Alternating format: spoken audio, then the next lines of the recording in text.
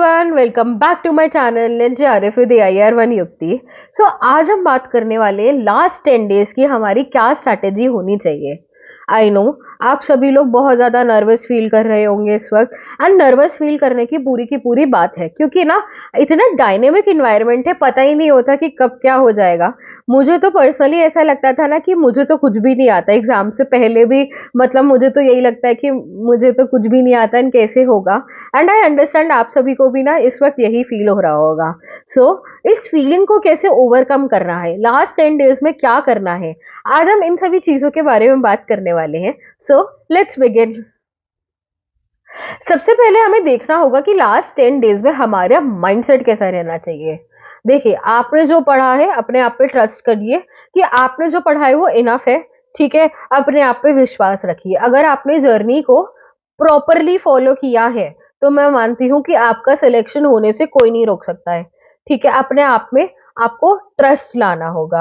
आपको अब ना थोड़ा कम टेंशन लेके, मतलब आपको पढ़ाई अपनी बूस्ट करनी है, लेकिन ना अपना दिमाग स्ट्रेस में नहीं लाना है। एक गलती जो मैं अपनी बताऊं ना, दिसंबर वाले अटेम्प्ट में, दिसंबर 2023 के अटेम्प्ट में जो मुझसे हुई थी, वो क्या था ना कि लास्ट के दिनों में मैं इतना ज्यादा पढ़ रही थी कि जब आखिरी दिन का, मतलब 6 दिसंबर की बात बता रही हूँ, 7 दिसंबर को पेपर था एंड 6 दिसंबर वाले दिन ना मैं इतना ज्यादा स्ट्रेस्ड थी ना, इतना ज्यादा मेरा दिमाग टायर्ड था कि मेरा दिमाग नहीं काम कर रहा था। मैंने इतना ज्यादा पढ़ लिया था कि मुझसे ना कि बेसिक क्वेश्चंस ही नहीं बन रहे थे, क्योंकि स्ट्रेस प्लस ओवर पढ़ाई ये सब कर लिया था मैंने। तो उस समय 7 दिसंबर को भी ये प्रॉब्लम मैंने फेस करी कि मुझे ना आते हुए क्वेश्चन मुझे 2-3 बार पढ़ने पड़ रहे थे। तो ये काम नहीं करना है आपको। अब आपको पढ़ाई करनी है, लेकिन एक पॉजिटिव माइंडसेट के संग करनी है। ज्यादा ओवर बर्डन करके नहीं करनी है कि अगर आपको लगे कि आपका ब्रेक डाउन पॉइंट आ रहा है तो रुक जाना है, इट्स ओके। क्योंकि अगर आप नहीं रुके ना तो आते हुए क्वेश्चन भी मेरी तरह आप गलत कर दोगे। ठीक है, अपने माइंडसेट का बहुत ज्यादा ध्यान रखना है आपको इस पीरियड में। एंड अब आपको क्या करना है इस पर आते हैं। देखिए, 10 दिन बचे हैं। अब आपको कुछ भी नया नहीं करना है। सबसे पहले तो आपने क्या करना है, आपको अब रिवीजन शुरू करना है। 10 दिन है, आपके 8 दिन लेने हैं। ठीक है, 8 डेज में आपके ले रही हूँ। 8 डेज में आपको अपने जो भी यूनिट्स हैं उनको फटाफट रिवाइज करना है। एक दिन में 2 सब्जेक्ट रिवाइज करोगे, एक पेपर 1 का और एक पेपर 2 का। ठीक है, आपको ऐसे रिवाइज करने हैं, 8 दिन में ही रिवाइज कर लेने हैं। किसी दिन आपको 3 सब्जेक्ट करने पड़ेंगे, आपको अपने हिसाब से करना होगा। अगर मैं पर्सनली बताऊं तो मेरे लिए जैसे कम्युनिकेशन यूनिट इजी था, तो मैंने क्या करा, फर्स्ट डे जैसे फॉर एग्जांपल ले लेते हैं, फर्स्ट डे मैंने कम्युनिकेशन रिवाइज कर लिया। मेरे पेपर 2 में इजी यूनिट जो मेरे लिए बैठ रहा था वो था इकोनॉमिक्स। तो मैंने अपना कम्युनिकेशन, इकोनॉमिक्स एंड आपका जो रिसर्च एप्टीट्यूड मेरे लिए इजी एंड इंटरेस्टिंग था, वो मैंने क्लब करके एक दिन में तीनों सब्जेक्ट को रिवाइज कर लिया।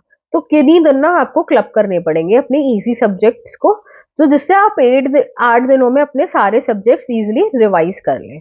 अब 8 दिन जब आप ये चीजें रिवाइज कर रहे होंगे तो आपको for the sake of revision नहीं कर लेना है। अगर आपने मेरी अप्रोच फॉलो की थी तो आपके पास एक नोटबुक होगी जो आपकी पीवाईक्यू नोटबुक है।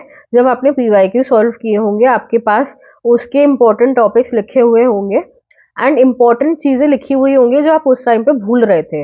आपको आपकी पीवाईक्यू नोटबुक रिवाइज करनी है। आपको अपना वो नोटबुक है जो आपने नोट्स बनाए हैं, आपको अपने नोट्स रिवाइज करने हैं। अगेन, नोट्स कैसे रिवाइज करने होंगे, notes for the sake of reading it नहीं कर लेने हैं।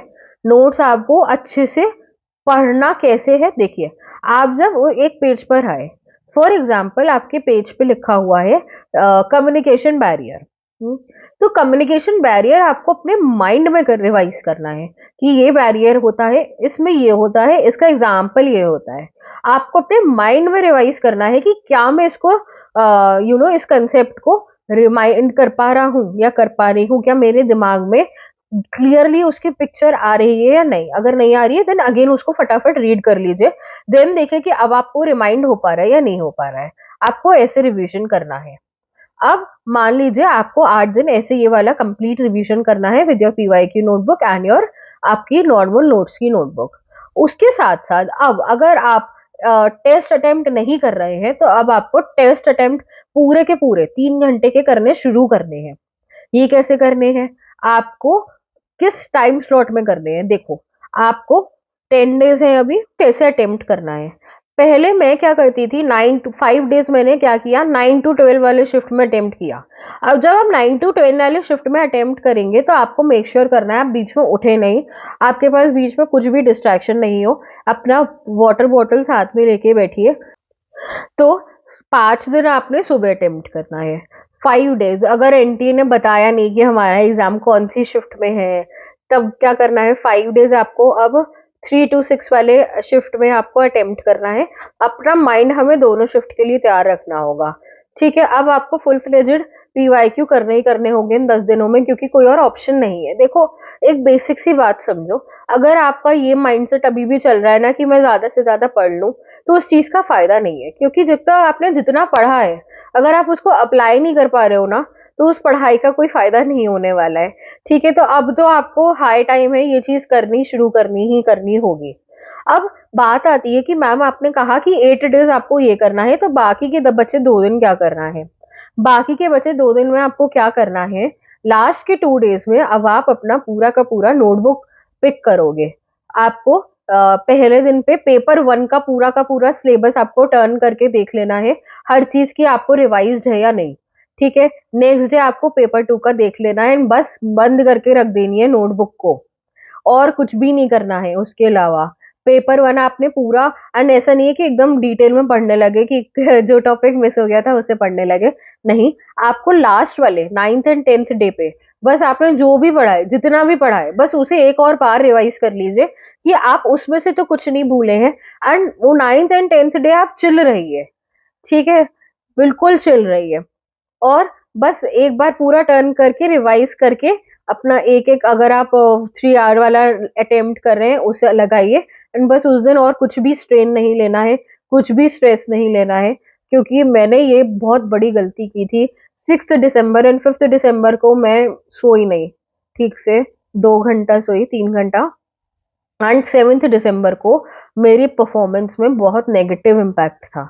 मैं ऑनेस्टली बताऊं ना, तो मुझे पैसेज में, उसमें एक बारबी वाला पैसेज आया था, मुझे उस पैसेज में सामने क्वेश्चन का आंसर सामने था, मुझे सामने से आंसर नहीं मिल रहा था, क्योंकि मेरा माइंड ही नहीं काम कर रहा था, मैं सो ही नहीं थी प्रॉपरली। ठीक है, तो इस बार जून वाले अटेम्प्ट में मैंने यही किया था, लास्ट के 2 दिन। 9th डे मैंने पेपर 1 की अपनी पूरी नोटबुक टर्न करके देख ली थी, कॉन्फिडेंट फील हुआ कि हाँ मुझे आता है।